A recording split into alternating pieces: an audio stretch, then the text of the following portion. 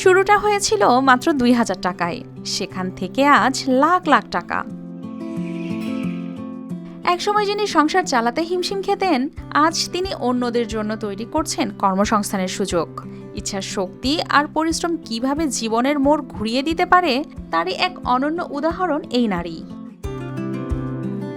পটুয়াখালীর গলাচিপা উপজেলার চালিতা বুনিয়া এলাকার নারী উদ্যোক্তা শিল্পী বেগম নিজ বাড়িতেই গড়ে তুলেছেন ব্রয়লার, সোনালী, টাইগার ও লাল জাতের মুরগির খামার। প্রায় ১১ বছর আগে মাত্র ২০০টি হাঁস দিয়ে যাত্রা শুরু করলেও লোকসানের মুখে পড়ে ঋণ নিয়ে শুরু করেন মুরগির খামার।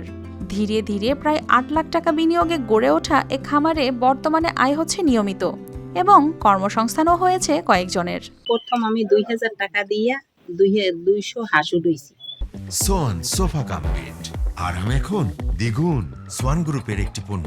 হাঁস উঠানোর পরে এই ২০০০ হাঁস দিয়ে ২০০ হাঁস দিয়ে আমি প্রজেক্ট শুরু করছি। এই আস্তে আস্তে আস্তে আস্তে আমি বাড়াইতে আমি ৮ লাখ টাকা দিয়ে একটা খামার করছি আর নতুন।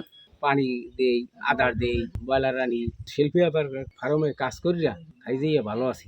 উদ্যোক্তা জানিয়েছেন, পর্যাপ্ত মূলধন পেলে এই খামার আরও বড় পরিসরে এগিয়ে নেওয়া যাবে এবং আরও মানুষের কর্মসংস্থান হবে। একটু যদি আমার হেল্প করে তাহলে আমি আর একটু আগাইতে পারবো। এটা দেখে অনেক কিছু শিখছি। আমরা ভবিষ্যতে এরকমের একটা উদ্যোগ নিতে চাই এবং এরকমের একটা খামার তৈরি করতে চাই।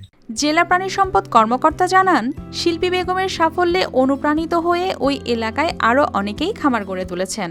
তার দেখা দেখি অন্যরা অনেক এগিয়ে আসছে এই শিল্পে। এতে করে আমাদের কি হবে, আমাদের নারীর ক্ষমতায়ন বৃদ্ধি পাবে, পাশাপাশি আরও উদ্যোক্তা সৃষ্টি হবে।